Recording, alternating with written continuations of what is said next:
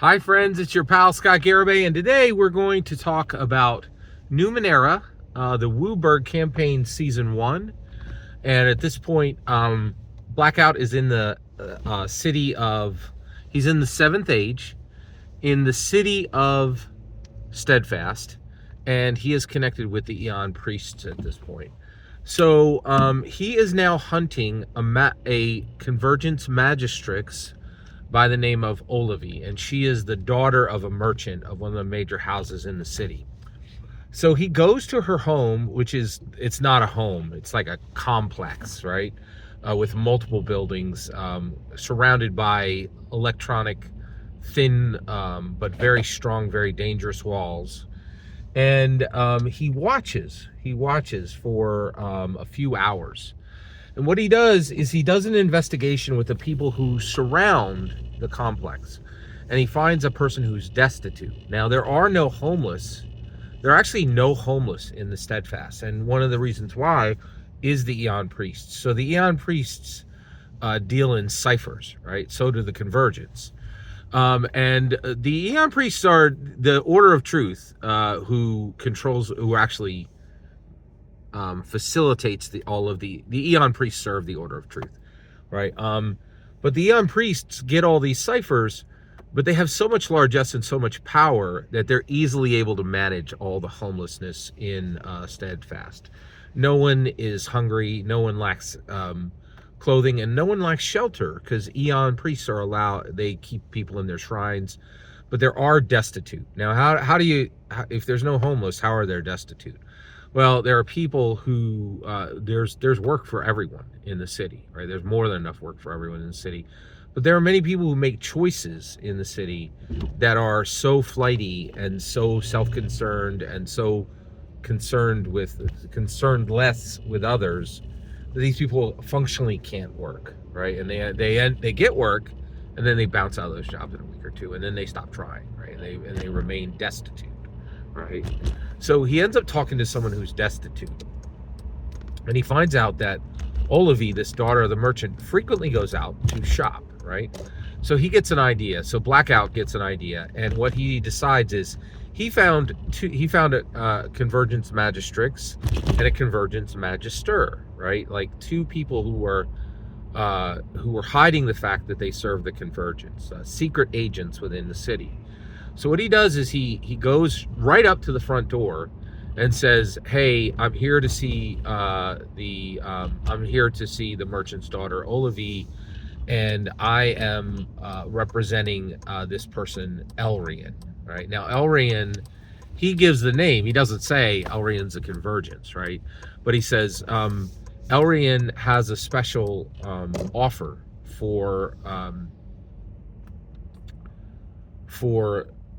Olivie, right? So Olivie gets very excited because she has bought ciphers from Elrian before, and they don't know that they are both Convergence, right? But Blackout does, right? But Elrian is a cipher merchant, right? And Olivie is a cipher collector. So he pretends to be Elrian's assistant, right? So a town guard comes, and then a light barge pilot comes, and actually Blackout is allowed into the merchant's home. Okay, he doesn't meet the merchant; he's connected directly with Olivie. Now, how does he do all this, right? Well, he does it with social roles, and at this point, using the cipher system, he's extremely good with lies, deception. These are skills for him, right? And social interaction, and he's able to make these roles. Now, it's interesting, I haven't talked a lot about this, but with the cipher system, essentially, you choose the level, right? And then you multiply that by 3. So like at this point, this is like a level 4 Magistrix. That will make the difficulty 12. Because he's connected with a Convergence, I push that up to an 8. I push that up 2 more to an 18, right? And I have to give GM intrusions to do that, right? So his target numbers are like 18. But at this point, he has enough edge to buy a free level. That takes it back down to 15. And then he's a fourth level jack, which means he could take that down from 15, 3 more levels to 12 to 9 to 6, right? And so usually he only needs to make a 3 or a 6 to make these rolls. So he's able to make all these social interaction rolls, and he has become extremely adept at persuading people for almost anything, right? So at this point, he goes with Olavi. They go on a light barge through the Light River, and they reach Elrian's shop. Okay, they go in, and then of course he needs to make persuasion rolls to connect these two and tell them secretly we both Convergence, right? So at this point, Elrian trusts Olavi, knows she's Convergence. She knows that Elrian is Convergence, and so he takes them into the back room, and he connects them with some majorly powerful ciphers. So what he connects her to is this thing called the Book of Sava. He offers her that she can buy the Book of Sava. The Book of Sava is the book that was connected to the tome wall in the time of magic, and it has literally every spell that was ever put on the tome of magic. And so I explained to him, okay, this spell book has every spell in the player's handbook, in the D&D player's handbook: invisibility, lightning bolt, fireball, whatever you need. And you're like, well, wait a second, why would you say that in Numenera? Well, if you don't know by now, every cipher in Numenera is just a renamed D&D spell, right? And you're like, wait a second, you sure about this, Scott? Yes, I'm sure. Who was it written by? Monty Cook. What did he do? He wrote the 3rd edition player's handbook. Please, like, it's just reskinned D&D stuff, right? And so, but it's an extremely powerful artifact, right? So she's like, okay, bet, I'm in. And she offers 150,000 gold, okay? Actually, I'm sorry, 150,000 shins.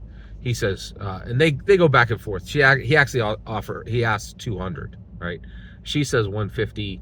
And then, Blackout is like, I brought you here because, I brought Olavi here because I thought you were going to give her a discount. He's like, yeah, I will. So he takes it down to 150,000 shin. And then, so she gets the Book of Sava, which is put into a very nice dark oak box. And then Blackout has earned a 10% finder's fee. So 15,000 shins are put into another box for him. The 2 boxes are the same size, same color, right? So Elrian and Olavi are like, yeah, great. This worked out fantastic for both of us. He makes all of his rolls to make all this happen. And then they make their way out to the light barge to go back to her house. Now, I was expecting him to throw down and try to kill or capture Olavi and Elrian, or one or the other, right? Because he only needs one. He only needs to capture or kill one of them to fulfill his deal to the Aeon Priest, and then he will get the blood crystal, okay? So he does all this. So he gets all this done. They go back to the light barge, and I was surprised because at this point he's letting each one, apart, right? He could have captured or killed both. So he does this, and then on the way, as they're about to get into the boat, he's like, by the way, there's a city guard with Olavi. I didn't say that, but there is a city guard with Olavi. So he has to a sleight of hand against both the city guard and Olavi, but he is a clever cat he is a clever jack who moves like a cat, right? So again, he made his roll, right? And what he does is he actually switches the boxes so that he has the Book of Sava and she has the 15,000 shins, right? And then they ride the light barge all the way back to her home. She thanks him, and then they both go their own way. And now he's separated from Olavi and from Elrian, which really surprised me. And we'll cut it off there, and I'll pick it up right here next time. Every single word you just heard is my humble opinion about the fantastic Numenera game. The important part is when I get to hear your humble opinion. When you get in the comments and send your traffic. Please consider subscribing and have a fetch millennium.